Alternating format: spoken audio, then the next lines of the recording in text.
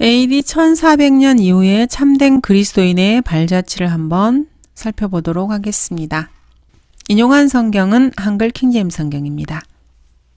15, 16, 17세기는 세계 역사상 가장 수많은 일이 일어났던 시기였습니다.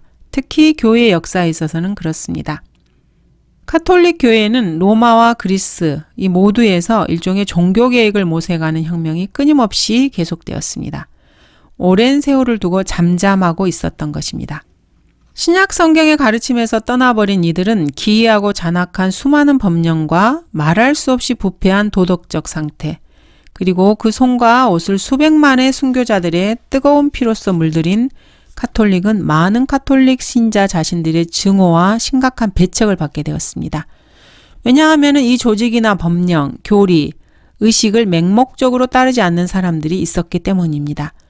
카톨릭 내에서조차도 담대하고 뛰어난 영적인 신부들과 지도자들이 카톨릭의 이러한 그릇된 교리와 법령을 개혁하고 돌이켜서 최소한 신약의 뚜렷한 가르침에 접근해 보려는 시도가 있었습니다. 이들은 모두가 카톨릭 사제들이거나 어떤 종류의 직분을 가지고 있었던 사람들입니다. 이렇게 악한 시대 속에서도 최소한의 선이 남아 있었던 것입니다. 하나님께서 인간의 양심에 심어두었던 법이 꿈틀거리고 있었던 것입니다. 이 당시에는 사실 신약의 교리가 전혀 왜곡되지 않고 본래의 순수함을 보존하고 있었던 것은 거의 없었습니다. 이러한 종교개혁 시대에 앞서서 여러 세기 동안에 카톨릭의 이러한 이단적인 교리에 한가하였던 수많은 성경대로 믿는 그리스도인들이 있었다는 것을 우리는 기억해야 합니다. 이들은 성경이 말씀하시는 대로 실행하려고 노력했던 사람들입니다. 이들은 참된 믿음과 신앙을 지키기 위해서 많은 피를 흘렸습니다. 이런 시대가 지나고 이제 종교개혁을 간단하게 살펴보고자 합니다. 1320년에서 1384년에 영국에는 존 이클리프라는 인물이 있었습니다. 그는 카톨릭 교회의 내부에서 참된 개혁을 시행해 보려고 했던 용기를 가진 용감한 사람들의 선구자가 되었습니다. 그는 종교개혁의 새벽별이라는 칭호를 가지고 있습니다. 그는 카톨릭 지도자들에게서 온갖 미움을 받았고 언제나 자신의 목숨을 노리는 사람들로 인해서 피해 다녔습니다. 그리고 결국에는 중풍으로 세상을 떠나고 말았습니다. 그러나 그에 대한 카톨릭의 증오는 너무나 극단적이어서 이들은 심지어 그의 유골을 파내서 불사르고 죄를 바다에 뿌렸습니다. 위클리프의 뒤를 이어서 멀리 보헤미아에서 위대한 개혁가 존 후스가 나왔습니다. 그는 영국의 새벽별 위클리프의 찬란한 빛에 감화되어서 개혁에 앞장선 사람입니다. 그의 생애는 용감하고도 다사다난하였지만 애석하게도 짧았습니다. 그는 참된 개혁의 호의를 가지고 있었던 카톨릭 교인들의 마음을 움직이게 하는 대신 공포와 증오 그리고 반대를 불러일으켰습니다. 그 결과 화형을 당하게 됩니다. 즉 자기 나라의 국민들에게 죽임을 당한 순교자 중에 한 사람이 되었습니다. 위클리프는 주님을 사랑하였고 자신의 국민을 사랑하였습니다. 그리고 자신의 국민들이 선을 행하기를 바랬습니다. 그러나 그는 카톨릭에 의해 죽임을 당한 수백만의 사람들 중에 하나가 되었습니다. 보헤미아에서 존 후스가 나온 그 다음에 이탈리아에서 놀라운 설교자 사보나놀라가 나옵니다. 존 후스가 화형을 당한 것은 1415년이었고 사보나놀라가 탄생한 것은 이보다 37년 후였습니다. 후스와 마찬가지로 그는 경건한 카톨릭 교인이었습니다. 그렇지만 자신의 국민, 이탈리아 국민의 지도자들 역시 보헤미아의 지도자들과 같이 모든 개혁에 반대하고 있다는 것을 알게 되었습니다. 그의 설교로 많은 사람들의 양심을 각성시켰고 상당수의 제자들을 얻는 데도 성공했습니다. 그러나 교권제도 안에서 참된 개혁을 한다는 것은 그 조직체의 상부층을 완전히 무너뜨려야 한다는 것을 의미했습니다. 그래서 사보나놀라도 후스처럼 죽음을 면치 못했습니다. 결국 화형을 당한 것입니다. 그 당시에 모든 설교자 중에서 사보나놀라는 가장 뛰어난 존재였다고 할 수 있습니다. 그러나 그가 싸운 상대는 막강하고 거대한 조직체였고 그 단체도 존속하기 위해서는 개혁운동가와 싸울 필요가 있었기 때문에 사보나놀라는 죽임을 당할 수밖에 없었던 것입니다. 이 황금의 혀를 가지고 있었던 이탈리아의 웅병과 사보나놀라 이후에 스위스에서 한 사람이 나타납니다. 쯔빙글리입니다. 사보나놀라가 죽기 전에 태어났고 1531년까지 살았습니다. 이때쯤에 종교개혁의 정신은 온 세상에 충만하게 되었습니다. 그 불길이 점점 빨라져서 급속도로 확대되어 걷잡기가 아주 어렵게 되었습니다. 찌빙글리는 또 하나의 불길을 일으켰습니다. 그리고 독일에서 이 불길이 폭발되었습니다. 그리고 찌빙글리는 전쟁 중에 죽었습니다. 그 다음의 인물은 마틴 루터입니다. 15, 16세기의 모든 개혁자들 중에서 가장 유명한 사람으로 볼 수 있습니다. 그는 1546년까지 살았습니다. 그 앞 세대의 여러 선진들의 험악한 경험을 통해서 그는 많은 것을 배웠고 그 후 자기 자신이 당하였던 경험을 통해서 가톨릭 내부에서의 순수한 개혁은 전혀 불가능하다는 것을 아마 철저히 알게 되었을 것입니다. 너무나도 많은 개혁이 필요했던 것입니다. 한 가지를 개혁하면 또 다른 개혁이 요구될 수밖에 없었습니다. 그리고 또 다른 개혁을 요구하는 꼬리에 꼬리를 무는 개혁이 필요했습니다. 결국 마틴 루터는 카톨릭의 지도자들과의 여러 가지 어려운 싸움을 겪은 후에 멜라니통과 그 외의 독일 사람들의 도움을 받아서 1530년에 전혀 새로운 교회의 조직체, 즉 루터 교회라고 부르는 단체를 만들게 됩니다. 이것이 독일 교회가 되었습니다. 이것이 바로 로마에서 직접 갈라져 나온 최초의 조직체였으며 어머니 교회, 즉 카톨릭 교회에 대한 모든 관계를 거부한 조직체입니다. 이 초기의 루터 교회 다음에 영국 국교회에 관한 것이 있습니다. 그 다음에 스위스에 거주했던 프랑스 사람 존 칼빈이 있습니다. 그는 30년 동안 루터와 같은 시대에 살았고 찌빙글리가 죽었을 때 22살이었습니다. 칼빈은 장로교회의 창설자로 알고 있습니다. 루터와 마찬가지로 찌빙글리의 활동이 칼빈의 개혁에 많은 힘을 실어주었습니다. 1541년에 루터가 루터교회를 설립한 지 11년 만에 장로교회가 창설되었습니다. 장로교회 역시 루터교회의 경우와 마찬가지로 개혁에 동참한 사제 또는 적어도 직분을 가지고 있었던 사람들에 의해서 지도되었습니다. 위클리프, 후스, 사보나롤라, 찌빙글리, 루터, 칼빈 등 종교개혁을 일으켰던 위대한 종교개혁의 지도자들은 카톨릭이 근본부터 뒤흔들릴 만한 큰 타격을 가했습니다. 1506년 스위스의 제네바에서 칼빈이 처음으로 장로교회를 조직한 후에 존 녹스가 스코틀랜드에서 최초의 장로교회를 설립했습니다. 그리고 1592년에는 장로교회가 스코틀랜드의 국교가 되었습니다. 종교개혁에 요구되는 온갖 어려운 일이 벌어지고 있는 가운데서 개혁자들에게 끊임없이 귀중한 온전을 제공해 준 것은 다름 아닌 재침례교도였습니다. 여러 가지 다른 이름으로 불리고 있었던 이 사람들은 그들 자신의 험난한 운명에서 벗어나 자신들을 구원할 수 있는 길을 찾고자 자신들의 피난처에서 나와 개혁자들과 함께 용감히 싸웠습니다. 그러나 그들의 기대는 처참한 실망으로 끝나버리고 말았습니다. 오히려 자기들을 핍박하는 또 다른 적을 만들게 된 것입니다. 루터교회나 장로교회 둘 다 모 교회인 카톨릭의 많은 악습을 그대로 계승했습니다. 그 중에 하나가 바로 국가교회였습니다. 이 두 교파는 곧 국교가 되었고 그들은 모 교회보다 조금 덜 할지라도 또 하나의 핍박을 일삼게 되었습니다. 이렇게 오랜 세월 동안 시달려온 침례교도들의 운명은 슬프고도 참으로 두려운 것이었습니다. 이제 세상은 그들에게 피난처를 제공하지도 않았고 개혁자들을 포함한 잔악한 박해자들이 재침례교도들의 뒤를 쫓고 있었습니다. 실로 이들이 남긴 것은 피 흘린 발자취뿐이었습니다. 장로교도들이 있기 몇 년 전에 영국에서 또 하나의 교파가 생겼습니다. 이것은 종교개혁의 형식으로 일어났다기보다는 카톨릭으로부터 실제적으로 분리된 형식으로 나타났습니다. 이렇게 새로운 분리가 일어난 것은 이러한 이유 때문이었습니다. 즉, 영국 왕 헨리 8세는 스페인의 캐더린과 결혼을 했습니다. 그러나 얼마 후에 그는 앤 볼레인을 사랑하게 되었습니다. 그래서 캐더린과 이혼하고 앤과 결혼을 원했습니다. 하지만 그 당시에 이혼이라는 것이 그렇게 쉽지는 않았습니다. 왜냐하면은 교황이 이 이혼을 허락할 수 있었기 때문입니다. 이혼을 허락하는 경우는 특별한 경우였고 교황은 그 허락을 거절했습니다. 그래서 헨리는 심한 공경에 빠지게 되었습니다.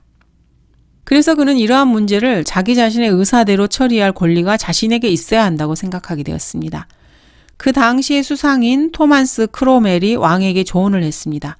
어찌하여 왕께서는 이러한 일을 처리하는데 교황의 권리에 복종하려 하시나이까? 이렇게 말을 했던 것입니다. 헨리는 크로멜의 조언에 따라서 교황의 권리에 복종하지 않고 자기 자신이 영국 교회의 주인이 되려고 했습니다. 이렇게 해서 영국 교회가 시작되었습니다. 1534년쯤에 이루어진 일입니다. 그 당시에 영국 교회는 교리에 있어서는 카톨릭 교회와 같았습니다. 다만 교황의 권세를 폐기시켰던 것뿐입니다. 헨리 역시 자신이 개신교인이 되었다고 결코 생각하지 않았습니다. 그리고 자신은 카톨릭 신앙을 가진 채 죽었다고 생각했습니다. 그러나 이러한 분리는 결과적으로 깊은 변화를 일으켰습니다. 개혁의 계기가 되었던 것입니다. 내부에서 즉 교황의 권세 아래서 종교 개혁을 시도했을 때에는 루터나 그 외의 다른 사람들의 경우와 마찬가지로 실질적인 개혁이 불가능했습니다. 그렇지만 일단 이렇게 분리하게 되면은 가능하게 되는 것입니다. 크랜머, 라티머, 리들리와 그 밖에 여러 사람들이 개혁으로 변화하는 중요한 인물이 되었습니다. 그러나 그 후 몇 해가 지나서 피에 메리, 즉 이혼당한 캐더린의 딸이 영국의 왕위에 올라서 새로운 교회를 다시 교황의 권세 아래 넣으려고 하게 됩니다. 이러한 사람들은 그러한 개혁의 대가로서 피를 흘리게 됩니다. 메리의 피로 물든 통치 5년은 이러한 무섭고 참혹한 반전으로 종말을 고하게 됩니다. 수많은 사람들이 메리의 피 묻은 도끼에 머리가 잘려나갔습니다. 메리 자신의 머리 역시 그들과 함께 잘려지고 말았습니다. 그리고 나서 앤 볼레인의 딸 엘리자베스 여왕이 왕위를 계승하게 됩니다. 이렇게 해서 영국 교회는 다시 교황의 권세를 던져버리고 영국 국교회로 되돌아오게 됩니다. 16세기 말까지 5개의 국가교회가 있었습니다. 즉 세속 정부가 유지한 교회입니다. 로마 카톨릭과 그리스 정교회, 영국 교회, 루터 교회, 곧 독일 교회가 있었고 그 다음에 장로교회라고 알려져 있는 스코틀랜드 교회가 그것입니다.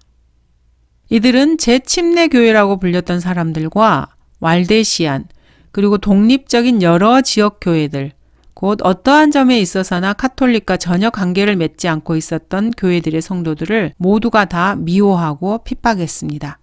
종교개혁을 위해서 싸울 때 베풀어 주었던 이러한 참된 그리스도인들의 큰 도움을 이들은 잊어버린 것입니다. 그리고 완전히 무시해버린 것입니다.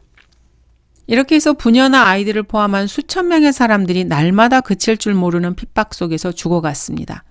종교개혁으로 인하여 각성되고 고취되었던 그러한 위대한 소망은 피로 물든 망상이었다는 것이 여실히 드러나게 되었습니다. 이렇게 해서 생존자들은 험준한 알프스 산속으로 피난처를 찾았고 다른 사람들은 온 세상에 흩어져서 자신들의 은신처를 찾고 있었습니다. 참된 그리스도인들이 그렇게 된 것입니다. 카톨릭에서 분리했거나 거기에서 나온 이러한 새 조직체들은 카톨릭이 가지고 있었던 치명적인 오류들과 가오들을 여전히 가지고 있었습니다. 종교개혁 교회들이 말입니다. 이들에게는 성직자 제도가 있었습니다. 외형적으로만 조금씩 다를 뿐입니다. 그리고 이들은 국가교회였습니다. 교회와 국가가 결탁한 것입니다. 그리고 유아 세례를 지속적으로 줬고 적수례나 또는 관수례로 침례를 대신했습니다. 또한 침례에 의한 중생을 가르쳤고 다른 그리스도인들을 핍박했습니다. 최소한 몇 세기 동안 계속해서 핍박을 했습니다. 종교개혁 교회가 말입니다. 초기에 모든 국가교회들이 다른 교회들을 박해하고 핍박했습니다. 그러나 1555년에 아우그스부르크에서 개최되었던 종교회의에서 서로 다른 교파의 사람들을 핍박하지 않겠다는 것에 동의합니다. 이것을 아우구스부르크 평화조약이라고 부릅니다. 이 평화조약에는 카톨릭 교회와 루터 교회가 참여하게 됩니다. 즉, 우리에게 상관하지 말라. 우리도 너희를 간섭하지 않겠다. 이런 조약이 이루어진 것입니다. 왜냐하면은 카톨릭이 루터 교인들과 싸운다는 것은 곧 독일과 전쟁을 한다는 것을 의미한 것이었기 때문입니다. 루터 교인들이 카톨릭과 싸우며 그들을 박해한다는 것은 카톨릭이 우세한 모든 나라들과 전쟁을 한다는 것을 의미하였습니다. 그렇지만 박해는 그치지 않았습니다. 계속해서 미움을 받았던 재침례 교회들은 그 이전의 모든 박해와 또한 5천만 명이라는 사람들이 이미 순교자로 죽임을 당하였다는 이 무서운 사실에도 불구하고 박해는 여전히 이어졌습니다. 이 시대에 보면은 30마일가량의 유럽의 한 길을 따라서 두서너 자의 간격으로 화형의 말뚝이 하나씩 꽂혀 있었습니다. 그리고 그 끝에는 뾰족한 말뚝 끝마다 순교당한 재침례 교도들의 피 묻은 머리가 달려 있었습니다. 이 시대에 일어난 일입니다. 인간의 상상으로 이렇게 끔찍하고 무시무시한 광경을 그려낸다는 것은 거의 불가능한 일입니다. 또한 자기 자신을 온유하고 겸손하신 예수 그리스도의 충성된 제자라고 자칭하는 사람들이 역사에서 이러한 일들을 행한 것입니다. 카톨릭은 성경을 결코 믿음과 실행의 최종 권위로 받아들이지 않습니다. 그들은 성경에 오류가 있다고 주장합니다. 그들에게는 성경의 권위와 절대적인 두 가지 권위가 더 있습니다. 곧 교부들과 교회의 법령, 절대무오한 교황의 교서라는 또 다른 권위가 있는 것입니다. 그러므로 카톨릭과 개신교, 카톨릭과 침례교회 사이에는 끝까지 합의될 만한 근거가 전혀 없었습니다. 결국 만족할 만한 논의는 불가능합니다. 성경은 의심할 바 없이 침례를 가르치고 있습니다. 그리고 그 유일한 방법으로 물에 잠기는 것을 말하고 있습니다. 그러나 카톨릭 교회에서는 소위 말하는 완전 무결한 카톨릭 교회가 침례를 주는 방법을 세례로 변경시킬 수 있다고 주장합니다. 자신들에게 그러한 권위가 있다고 주장하는 것이죠. 그리고 절대무오한 교황 외에는 그 누구에게도 이러한 권리와 권위가 없다고 이들은 주장하고 있습니다. 이 당시에는 성경이 인쇄되지 않았습니다. 인쇄 기술이 있었다 해도 인쇄할 만한 종이가 없었습니다. 당시에는 성경을 기록할 만한 종이가 전혀 없었습니다. 그래서 양피지나 염소나 양의 가죽, 그리고 종이의 일종인 파피루스에 기록을 했습니다. 기록할 때의 도구 역시 오늘날 우리가 사용하는 펜이나 이런 것들이 아니었습니다. 일종의 철필 같은 것으로 성경과 같은 큰 서적은 아마 한 사람으로는 도저히 운반할 수 없는 그런 것이었을 것입니다. 따라서 당시 전 세계에 성경 정권이 구비되어 있었던 곳은 30부 이상이 되지 못했습니다. 마태, 마가, 누가, 요한복음이나 사도행전, 바울의 서신 중에 몇 권, 요한계시록이나 구약의 일부, 이렇게 몇 권씩 부분으로 되어 있었던 성경이 있었을 뿐입니다.